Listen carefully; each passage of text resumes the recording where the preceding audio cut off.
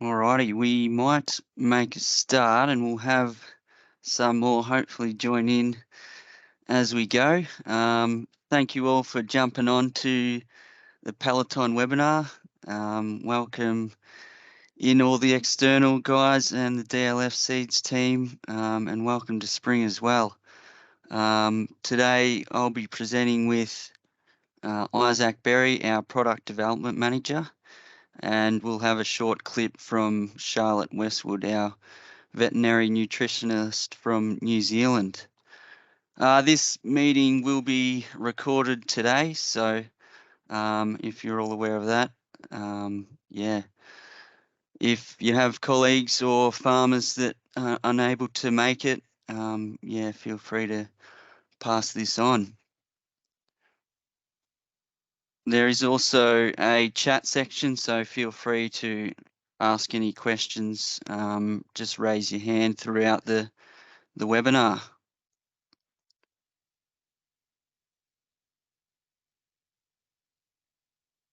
Alrighty.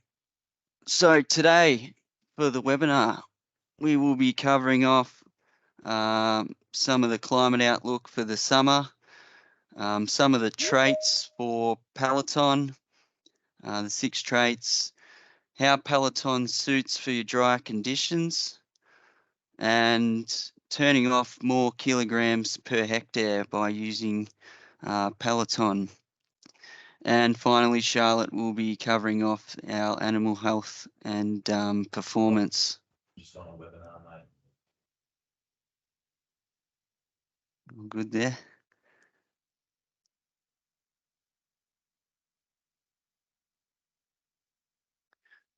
So a bit of a climate outlook. I've just taken this from the BOM website, the fast break.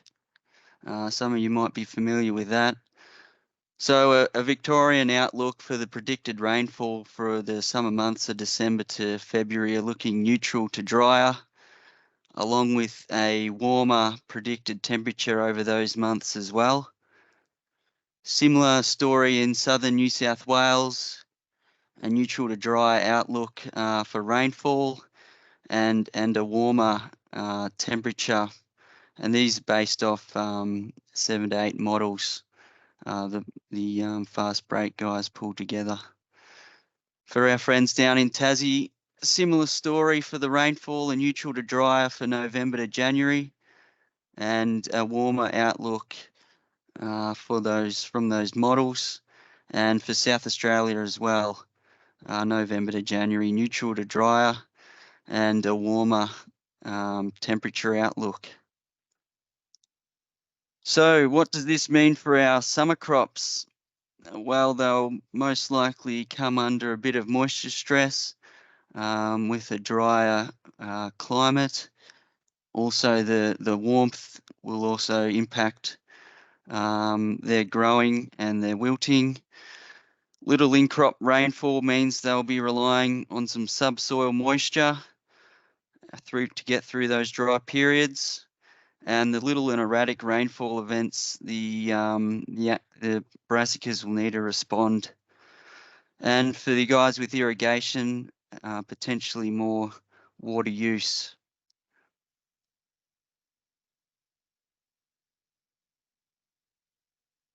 So some of the traits of Pallaton, the 6 traits of Pallaton, which you may have been aware of during the accreditation period for the guys that are accredited.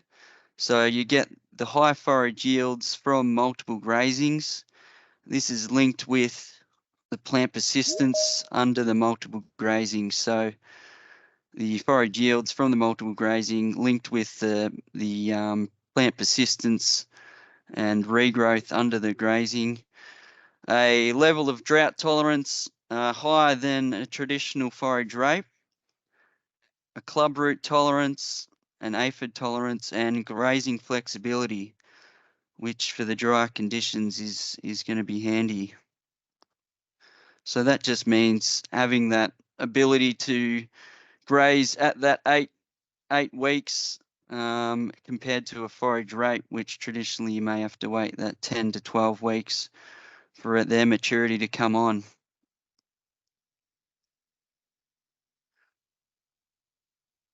The forage for dry conditions, Pallaton. We'll touch on water use efficiency as one of the traits. So what is water use efficiency? It is the ratio of water used in plant growth to the water loss through transpiration. As you can see there in the picture, there's a forage rape on the left-hand side to a Pallaton crop on the right-hand side, and you can see the wilting effect happening there through transpiration. So you can think of this as similar to a car's or motor vehicle's fuel efficiency. In this example here, we have a Prius to a Hummer. So this will just mean you'll get more dry matter production from every mil of rainfall. And for the guys with irrigation on the call, the water you use in crop will go further for plant growth rather than out through transpiration. So basically this will mean more crop per drop of rainfall or irrigation provided in crop. So more crop per drop. Pallaton has a 38% increase in water use efficiency. This is relative to Goliath forage rape. As you can see there in the little graph, you're gathering more kilograms of dry matter per hectare per millimetre of water applied or rainfall that has fallen. On the right-hand side there, a trial done years ago in the sort of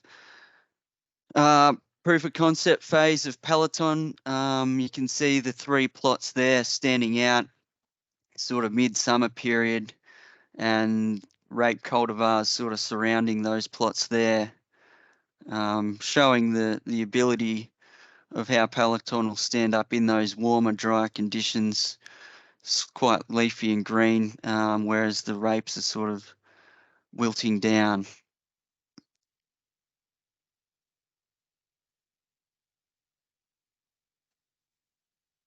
Brassica trial here at Lee Creek, no irrigation. The Pallaton plots are clearly standing out there.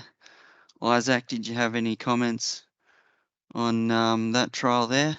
No, I think you've covered it. I just chucked that photo in there this morning to show. It's quite a very visual photo in our conditions here in Australia. It's showing it does get, you can see the grass in the bottom of the picture there. So she's pretty dry in Ballarat. It does toast off, and you can see the advantage of Pallaton in that particular trial. Or the forage rape's probably standing still, and you can see the Pallaton still producing a bit of dry matter and definitely a lot greener and happier. Yeah, thanks, Isaac. So with the potentially lack of rainfall in a dry sort of summer period, some of the guys on the call will have some good subsoil moisture. So tapping into that is key to Pallaton's regrowth and persistence under grazing. As you can see in the picture here, we have a grazing canola on the left-hand side with its taproot shown, the Pallaton plant in the middle, and a traditional forage rape plant on the right-hand side. So the larger taproot of the Pallaton allows it to gain access to more moisture and nutrients, and in high rainfall environments in cropping zones, it has the ability potentially to help with sucking out some of that moisture over the summer period. So going back into your cereals or cropping program, you have utilised some of that subsoil moisture and can hopefully get on and sow your brassicas and crops the following autumn. An example of an autumn sown Pallaton paddock. This has just been grazed up at Bogan Gate in New South Wales. Our New South Wales team member Sam Jarrett looks after this. Sam, did you want to comment on how this Pallaton has performed from an autumn sown option up at Bogan Gate? Yeah, thanks, Tom. Can you hear me all right? Yeah, got you there, mate. Cool, thanks, mate. Yeah, so I suppose this one here, it was sown on the 4th of April into pretty dry conditions. The only rain it had on it was sort of late April. It had 40 mil. So 40 mil right at the start of April, and then a little bit more in May as well. Not a lot more, only 5 mil. First grazing was only on the 18th of July, so it took a long time to get up and going. But it was, I suppose we've had some pretty warm days up here, so it's probably to be expected. So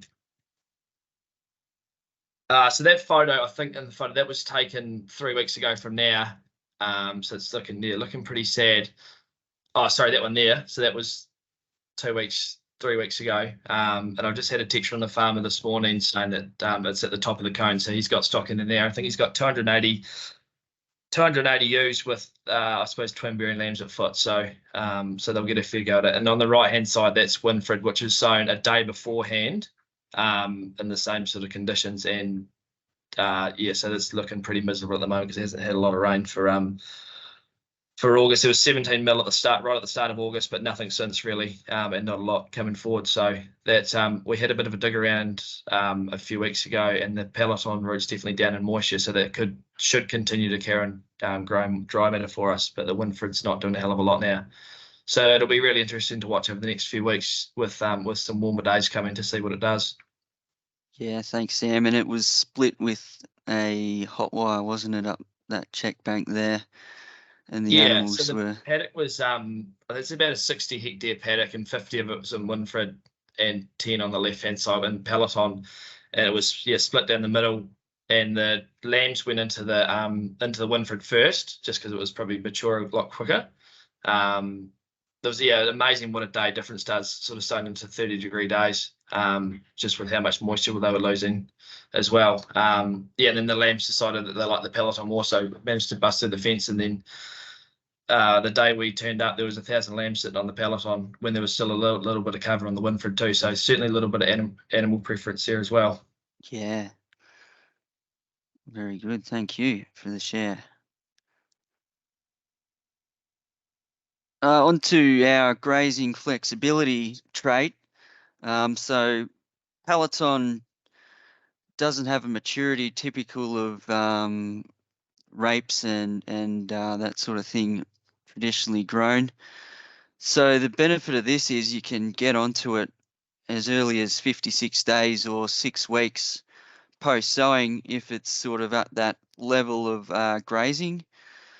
So this is quite handy if you're sowing all your summer crop within the 1 week or so, similar to what Sam did there with the Winifred.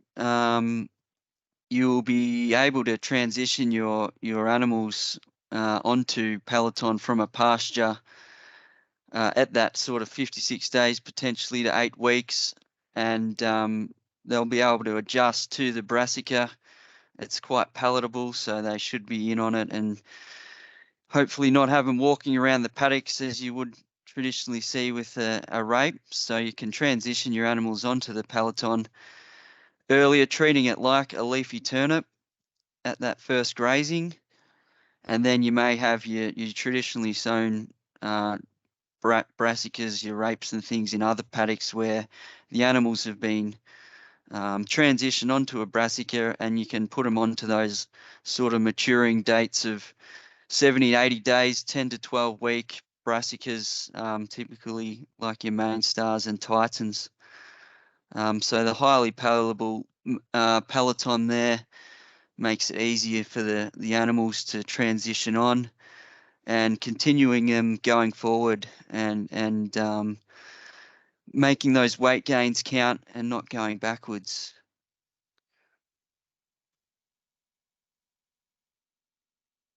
So more kilograms per hectare. Isaac, would you like to take this one? No worries. Thanks, Tom, and morning, everyone. Thanks for jumping on. Just take control. So get my clicking right.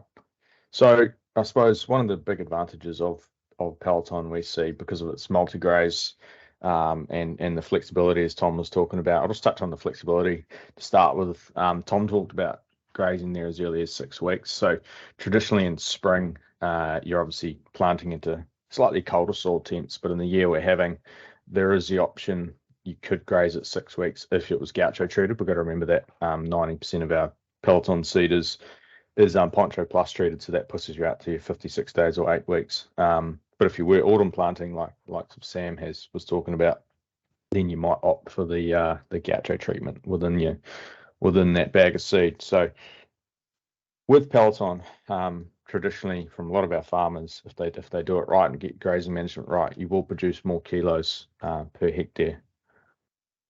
Is that you have to allow me to click through, Tom, or you can just keep clicking? I'll keep clicking if you like. Yeah. All right. Next slide.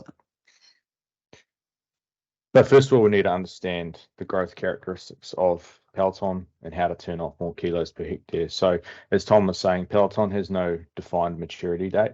So traditionally, once summer brassicas, leafy turnip, mainstar, titan, and the likes have reached maturity, the dry matter accumulation usually slows down considerably or stops. And this is obviously a plant characteristic, and it's obviously linked in with the dry conditions as well. And over the coming weeks, usually the crop supply or feed supply won't change much. So your stocking rate calculations are reasonably easy. Now, in a wet year, really wet years we've had over the last 3 years, we know that the forage rate may continue to grow, but when it does hit dry conditions, due to its just characteristics of the plant, it will stop growing. Whereas Pallaton, because it doesn't have a maturity requirement, it doesn't stop growing, and even when you might get into some tricky situations, when it does get a bit dry to an extent, Pallaton may still be accumulating, may only be a little bit, but because of its kale genetics in the background, it will continue to grow. So it could be anywhere between 20 and 30 kilos of dry matter per hectare per day, dry land, or if you're in irrigation, it could be well and truly over 100 kilos per day. So you've got to keep that in mind when you work out your stocking rates. So next slide, Tom.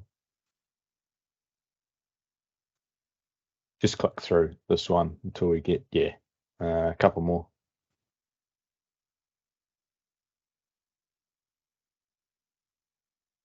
Looks like I've got control now, so that's right. Cool. So what makes Pallaton different? Well, the growth underfoot means more lambs per hectare. So for Pallaton, you'll need more lambs per hectare than the equivalent area or yield of leafy turnip or forage rate. And that extra lambs does depend on growth rates underfoot. So your stocking rates to start, and I'll take you through an equation how we work this out next, could be 30% more lambs per hectare greater than the equivalent crop of leafy turnip or forage rate. And as you can see there, the little graph down the bottom, you've got kilos of dry matter per hectare up the left-hand side, time after sowing down the bottom. As you can see, a rape, once it hits maturity, your dry matter accumulation usually slows or stops, whereas with Pallaton, it'll continue to grow. And this is where grazing management, the importance of good grazing management and stocking rates comes into play here to make the most of Pallaton and get those regrowths as well. Because if you don't graze Pallaton correctly from the start, you will minimize your regrowth potential as that growing point comes up in the plant. So we need to graze it like a leafy turnip, as Tom was saying, and get in there early. So how to turn off more kilos per hectare? It's all about setting up a rotation from the start. So let's say you're planning to grow a 20 hectare paddock of Pallaton. Ideally, we would subdivide that into 3 cells at least to try and get a rotation going on that paddock. And ideally, from the growth that we see in the first 100 days of Pallaton, you want to be getting through that paddock within 30 days. So let's say block 1, you're in there for 10 days, and then you move, pretty simple equation here, you move into block 2 after 10 days, and then into block 3 at that 20 days. It's not always going to work that exact like that, because we know that in cell 1 there might be only 3 tonne of dry matter by the time you start, so you might only last a week in there, and then you get into block 2, and you might have 3.5 tonnes. So therefore you'll be in that second block longer. But that's how I would start to set up a rotation to get the most out of Pallaton. So what does that mean in dry matter sense? This is what I'm talking about, growth underfoot here. So let's say you start block 1 at 3 tonne of dry matter per hectare. You would see I've got a conservative growth underfoot there of 75 kilos per hectare per day. Now that could drop down to sort of 30 to 50, but we usually see in the first grazing you've got really good subsoil moisture. You'll comfortably be growing 75 kilos a day underfoot. By the time you start the second block, you've got to remember that you're growing 75 kilos a day times by 10 days. You've almost got another tonne of dry matter there, not quite. And yeah, so that's 3.75 tonnes. So therefore, you need more lambs than you did on day 1. By the time you get to the end of your rotation, you know that paddock's almost at 4.5 tonne. And for the Pallaton growers on the call today, you would have seen this. It does get away from you if you don't stock it hard enough from the start. So, and what does that mean? Well, we really need to work out our total stocking rates off an average feed supply over that month. So if you average a feed supply over 30 days, it's going to be just over 4 tonne. So you've got an extra tonne, 1.1 tonne of dry matter over 30 days that you didn't expect to have. So working out our stocking rate calculation really quickly, let's say we're aiming for 250 grams a day on lambs. Over 30 days, we might put them on at 40 kilos.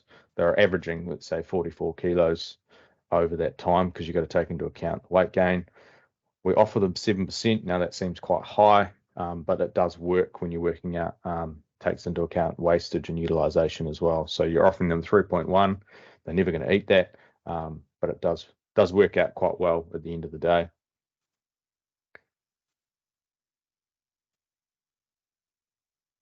So your average yield, 4.1 tonnes, we worked out before. You're offering your stock 3.1 kilos, which is quite high for lambs, but it does take into account wastage. We want to get through that crop within 30 days. You divide the yield by what you're offering the lambs per day, divide your total rotation length. The potential stocking rate could be 44 lambs per hectare for that first grazing on Pallaton. Divide your total rotation length. The potential stocking rate could be 44 lambs per hectare for that first grazing on Pallaton. Total area sown is 20 hectares and times 44 by 20, and it works out to be 887 lambs for that first rotation. Now we know that you might not have that yield at the second rotation, but when we look at I'll just go through this here actually. This is offering no supplement. So if you end up offering some baleage or hay, we know that that demand for the crop comes down per head. It might even come down to 2.5 kilos if you've got some pasture around the outside. So therefore your stocking rate can go up as well. Comparing this to a forage rate or a traditional Brassica, on day 1, if you compare the two, you would have 3 tonne of Pallaton, but a traditional forage rate might have more yield. That can be quite common because they do hold a bit more yield, and we want them to at first grazing. We look at the accumulation of dry matter over that period, and we know that, as we worked out before, that Pallaton's going to have more feed available per hectare. So what does that mean for stocking rates? Well, if we look at a 3.5 tonne crop, you can stock that at forage rate crop at 37 lambs per hectare. So it works out that we can stock Pallaton on average for that first grazing with another 7 lambs per hectare. So that works out pretty close to what we're talking about, 20 to 30% extra lambs per hectare. And what does that 7 lambs for one grazing get you? Well, if they're dressing out at 48%, a 22 kilo lamb times 7 extra lambs per hectare is 154 kilos of carcass weight extra from that one grazing. Times by $3.50. We know the prices come down a wee bit, but this is why we're doing this equation, to show you can still make money off grazing Pallaton and traditional Brassicas. So from that, one extra grazing and an increased stocking rate off Pallaton, you're making an extra $539 per hectare. So pretty impressive. And if you take that over, let's say 3 to 4 grazings, or even 5 if you look after the crop really well. We know that rapes usually are limited out at about 3 to 4 grazings, probably 3 when it does get really dry. This is where Pallaton really starts to stack on the extra dollars made per hectare. And obviously this example is only based off the assumption that Pallaton continues to grow during the 30 days. You do need to keep in mind that soil fertility is usually linked to this as well. And yes, available plant moisture is, it'll eventually run out of moisture, although it does have quite a big taproot. You've got to go back to your basics and look at weed control and available nutrients to start with as well, to make sure that this crop doesn't run out of that, which brassicas can run out of nitrogen pretty quickly. So I did a quick return on investment of Pallaton versus grain. Now you can work out return on investment in multiple ways on brassicas. So assuming Pallaton costs $700 to $800 to grow per hectare, could be quite a bit higher than that depending where you are and whether you do a bit of your own work. I've used a conservative equation here and just work off 3 grazings. Let's say Pallaton produces 7.5 tonne of dry matter off 3 grazings. The cost of that dry matter, if you divide $800 by 7.5 tonne, is about $106 per tonne. That's what that feed costs you, or 10 cents per kilo of dry matter. So really cheap feed. Got to keep in mind that homegrown feed is always your cheapest source of feed. If a farmer were to replace that dry matter grown, now it's not you're never going to replace it with 100% grain in the diet, because you'd be losing a lot of animals. But to keep it simple here, what would 7.5 tonne of grain cost us? If barley ex Hamilton costs $315 a tonne, that would cost the farmer $2,360. So you can see it's a no-brainer to grow brassicas even in dry years, and that's why I was conservative with my total grazings on Pallaton. And from one grazing, let's say it's 3 to 4 tonne per hectare for Pallaton, that's worth just over $1,000 per hectare at $300 equivalent to replace that feed. So yeah, pretty profitable crops if they're done right. And if you've got to compare it to what would I be feeding instead of feeding Pallaton on farm? If it's grain, well, it's going to cost you $300 a tonne. And if Pallaton produces 7 to 10 tonne, well, then it's pretty easy to get that across the line with the farmer to help them understand that. That's it from me. Any questions before we get the quick video from Charlotte?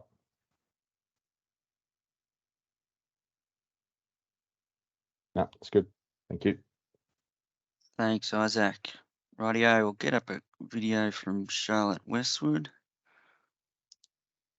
Hey, my name's Charlotte Westwood. I'm a veterinarian and nutritionist based with the PGG Rice and Seeds team at Kimihia Research Centre in Canterbury, New Zealand. Now, I've just pre-recorded this, and I'm sorry I couldn't join your webinar live today, but essentially we thought we'd cover off for you some of the topics, I suppose, around feeding brassicas to sheep and cattle. So my role as a vet and nutritionist is to, well, everything from product development right the way through, just to make sure that the brassicas that are coming through the DLF channels for you guys in Australia are fit for purpose for the well-being and the productivity and performance of your sheep and beef. Now, this could be also dairy cows, to be fair, but this could be in a broad acre situation, you know, for sheep, lamb finishing particularly, or perhaps in more intensively managed systems, for example, turnips for lactating dairy cows, or indeed down into Tassie for a winter feed for dairy cows as well. So there's quite a few topics to cover today, and we've only got a short time together. So I thought we'd cover some of the basics around brassica feeding for ruminant species, and then if you have more questions, you can ask any of the other DLF team on the call here, or in fact, you can follow up with any of the DLF team and they can fire some questions back to me. Yes, I'm branded PGG Rice and Seeds in New Zealand, but I am part of the broader DLF team. This is why I'm on the call today. So the basics of nutrition on brassicas is no different than other feeds, whether that be pasture, whether that be more intensive feeding regimes, feedlotting, silage and hay-based rations or whatever. because at the end of the day, it's all about growing cost-effective dry matter on a cents per kilogram dry matter and a cents per ME basis, just like any other forage crop decisions. But aside from that, getting down to the intricacies of the nutritional aspects of brassicas, we're all about cents per megajoules of metabolizable energy. And this is where brassicas really come into their own, with the majority of the brassicas presuming they're consumed by animals in the grazing window where they're most suited to be grazed, for example, waiting for a forage rape to get to a specific level of maturity to be fit for purpose for lamb finishing, bulb turnips for dairy cows where, you know, the bulbs are fully filled and still got tops on, etc. Aside from that, it's all about understanding how these feeds are transferred into animal productivity.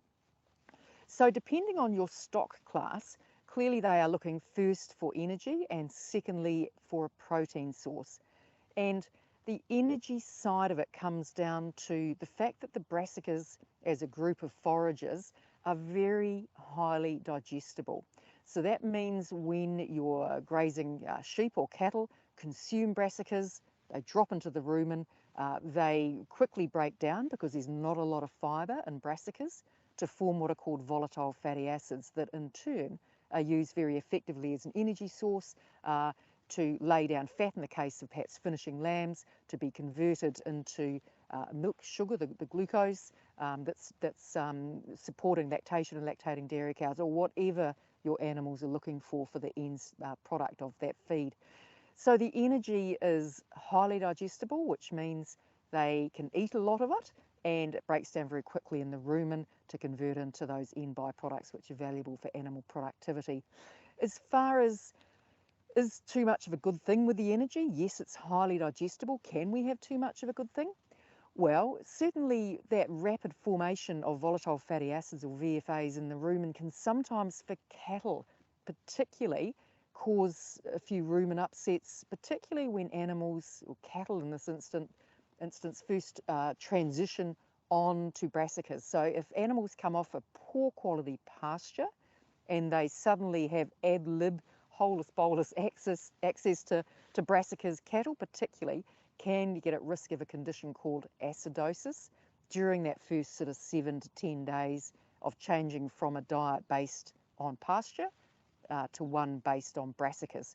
So mainly a cattle problem, just the way that cattle eat their feed, particularly luscious brassicas, they shovel it in very, very quickly. Their rate of ingestion is very fast, and that means they don't add a lot of saliva that contains Mother Nature's buffers to offset that sudden production of acid in the rumen.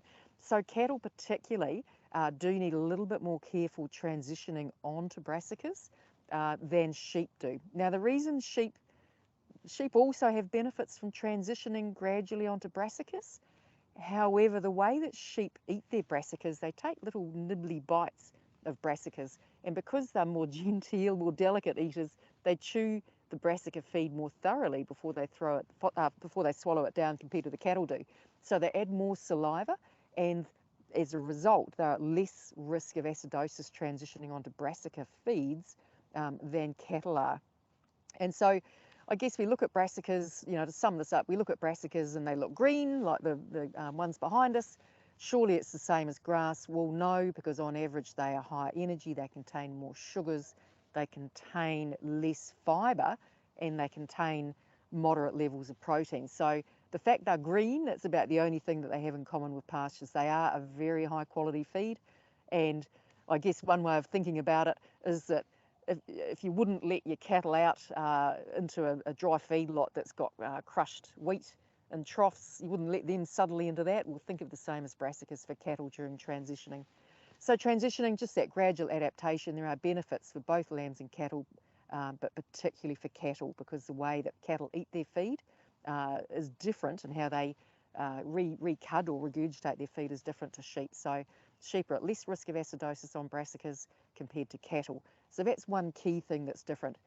As well as that, cattle can, they really need to be fed, even once they're transitioned, an ongoing proportion of their diet as fibre or another forage source. So that may be access to a non-cropped area where they can free choice and go and seek out some pasture, some rougher quality forage to offset the brassica.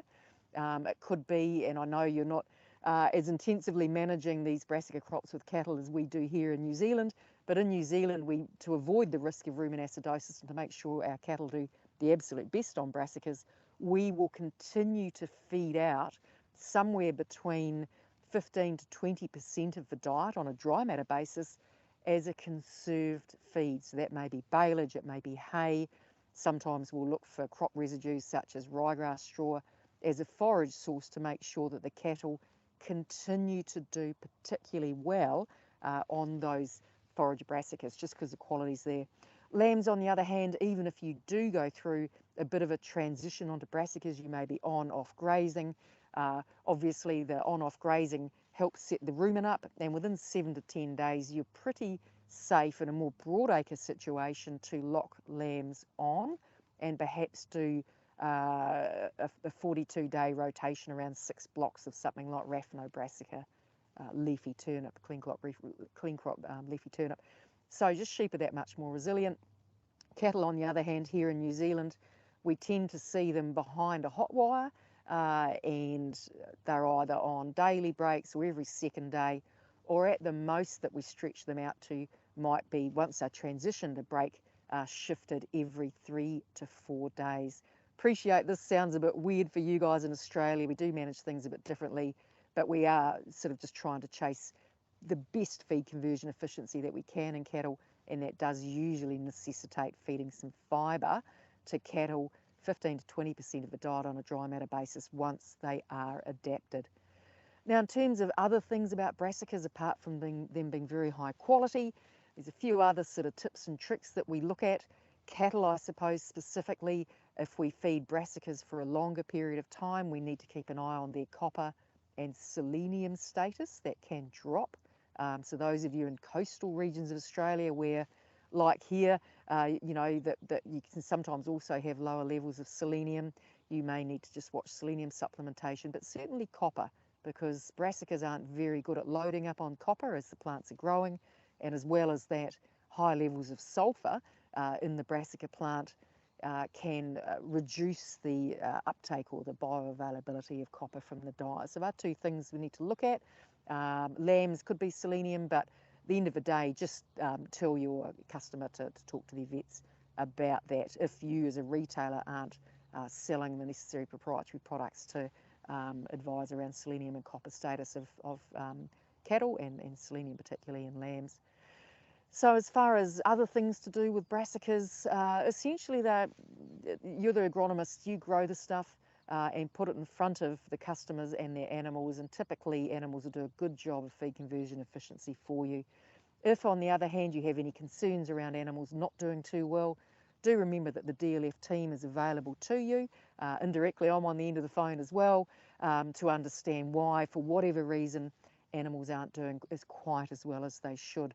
Long story short, excellent source of megajoules of metabolizable energy per kilogram of dry matter, or you translate that out to on a hectare basis, gigajoules. It's lots and lots of joules of energy per hectare, which is a cross between the high quality of the brassicas and your professional ability to grow the very best crops that you can for your customer. So either way, good quality feeds, great break crop if you're doing regrassing, all of those things. And importantly, you know, from going forward for DLF, you'll now have the clean crop option, which is an excellent way to control many of the weed species that otherwise rob your brassica crop of nutrients and water, and what a good way to get a clean looking crop, and as well as that, potentially keeping out some of the weeds that might otherwise be toxic to plants, not to plants, but to stock as well. So we've been running with the clean crop system for a number of years here in New Zealand. There's been absolutely no difference with the clean crop varieties in terms of animal nutrition or well-being. We've done animal safety testing work, monitored levels of anti-nutritional compounds in the brassicas, and the clean crop range are no different to those found in the traditional non-clean crop brassicas marketed through the DLF channel. But again, any questions you have around that, just feel free to ask the DLF team. aside from that, that's probably all I've got to say from this side of the Tasman today. But yeah, email is always open and only a phone call away with your DLF team, and then indirectly myself, because I do provide the animal health and nutrition support for DLF Australia. So been great to chat today. Sorry it's been a one-way conversation and that we couldn't make things work to connect up today, but I hope the rest of the webinar goes really well, that your Friday treats you well out and about. Thanks for joining this this morning's seminar, webinar. It's great to have had you along, and we'll catch up with you very, very soon.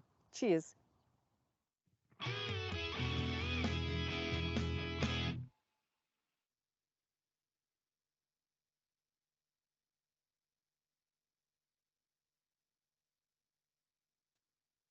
All right, that brings us to a close. Any questions for us, and we can pass on to Charlotte, or any other queries on what we've covered today?